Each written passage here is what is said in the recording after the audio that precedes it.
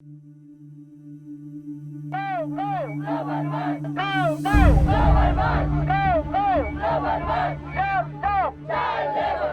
1998, an Indian advocate against child labour, Kailash Satyarthi, began an unimaginable journey.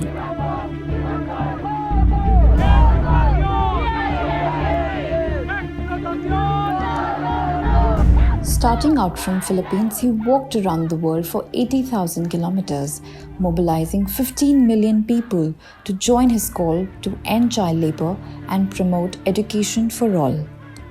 7 million of these people stamped their footprints as the testimony of their support to the march. After traversing across continents, he reached Geneva, where the ILO's International Labour Conference was being held.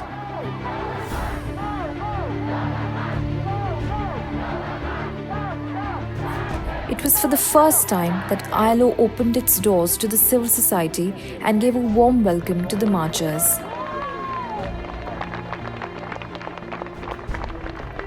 In recognition of every child's right to education and ending their exploitation, a sculpture was erected with tools and guns used by child laborers, which were then buried at the site, immortalizing the call of global march.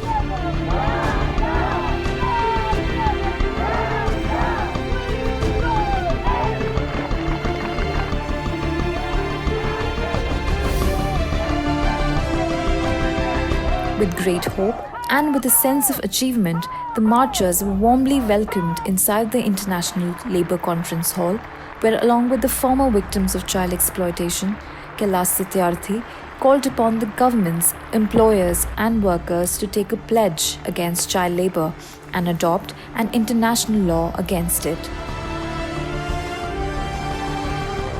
During this time, Mr. Satyarthi also advocated for a dedicated day on raising awareness on the issue, which is now celebrated as the World Day Against Child Labour on 12th June.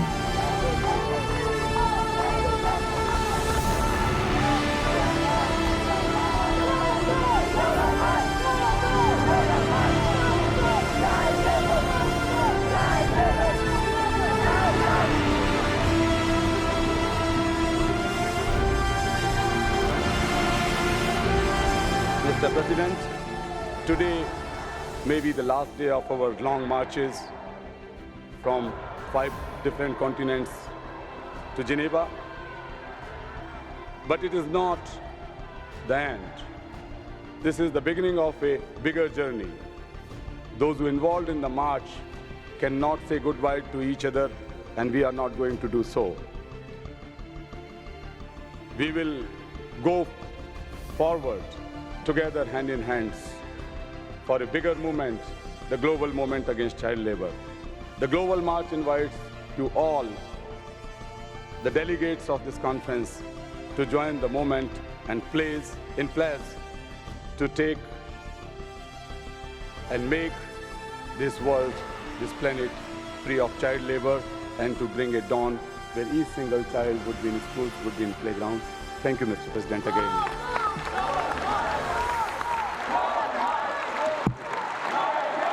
I have a question to the representative of the Global March. One of the issues is how to define those extreme and most hazardous forms of child labor, and whether this definition should be in this upcoming convention. What is the position of the Global March? Do you want to have a clear definition, and if so, what kind of work would you consider to be the most hazardous? Well, as I made clear that we are supporting this new convention, and we believe that it must not be any dilution to the existing Convention 138. Whatever definition has been given in this new convention, like bondage, labor, servitude, slavery, children in tender age, working in hazardous occupations, all these things we endorsed and we support. The only thing which we are also asking for and appealing, that the work which deprives a child from receiving basic education should also be brought into the definition of hazardous or extreme forms of labor. in the lack of proper studies or political will, they may not come out with a clear admittance that they have bonded child labor or servitude or prostitution and so on. So we hope and appeal to them to come out with this fact. Secondly, they should allocate more budgets for elimination of child labor as well as for free, compulsory and meaningful education for children. And I always say that the countries who are not able to feed their children, the countries who are not able to educate their children, if they are doing nuclear testings and all those things, spending so much money on armaments and armies, it is not going to solve the problem. The children must be in the top priority in the government political and economical agendas. And the countries also should enact new laws if necessary according to the new ILO Convention. And they should implement those laws. And finally, they should do all these things in association with the civil society.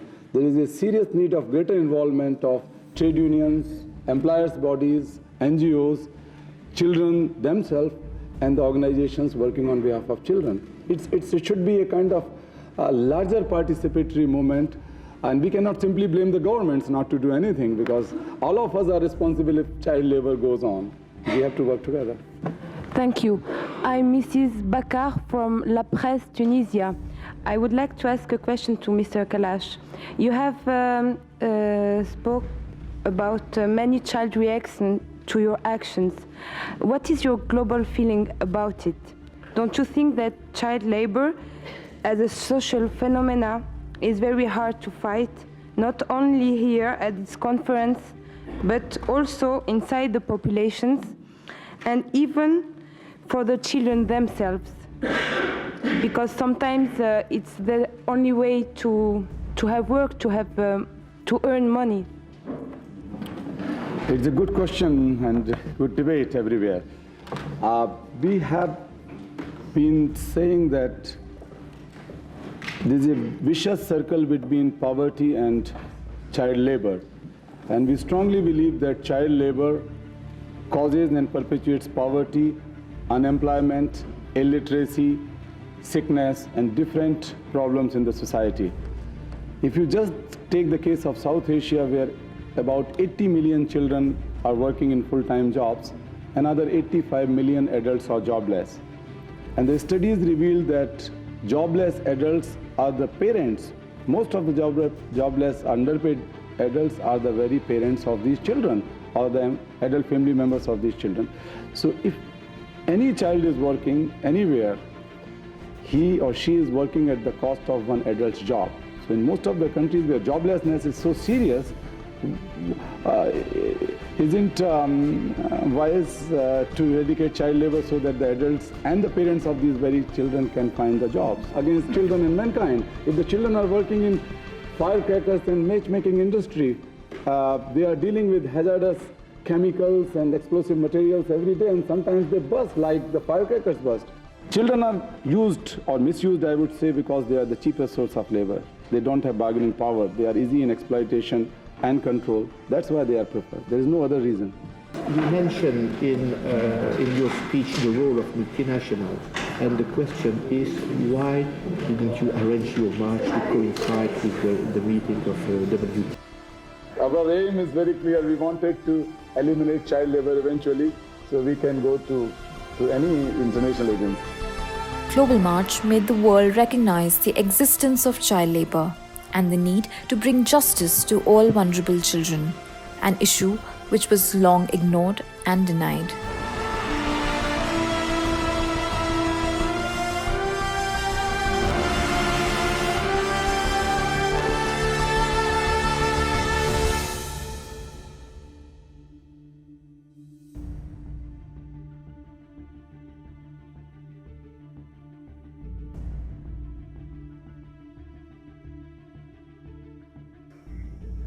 The success of Global March against child labor does not lie only in universal adoption and ratification of a new international law to combat the worst forms of child labor, or building a worldwide movement, the largest ever movement. For me, the biggest success is that we have made the most marginalized children of the world visible and heard. Nobody can ignore their voice, nobody can ignore their issues now. But as we know, that dozens of millions of children are still enslaved and still working as child laborers. Even if one single child is in danger, the world is not safe. If one single child is in slavery, we can't call ourselves free. And therefore, my march is not over. I am marching, and I call upon you to march with me for restoration of childhood, freedom, and education of every single child.